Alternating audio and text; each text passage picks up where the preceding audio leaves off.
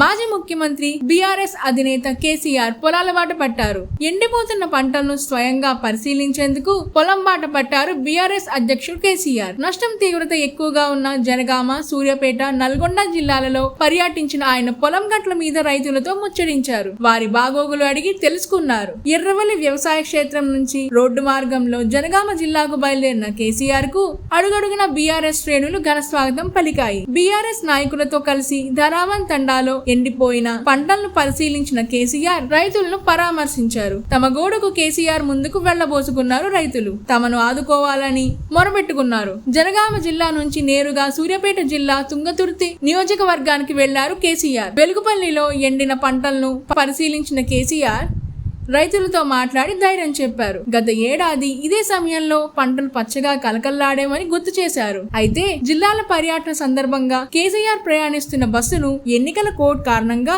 తొలుత Janagama జిల్లాలలోని మోన్రాయ్ check post దగ్గర బస్సును అణువణువు చెక్ చేశారు. తర్వాత సూర్యాపేట జిల్లాల ఏర్కారంలో కేసీఆర్ బస్సును మరోసారి ఆపిన పోలీసులు తనిఖీ చేశాకే ముందుకు అనుమతించారు. అధికారుల తనిఖీలకు కేసీఆర్ కూడా సహకరించారు.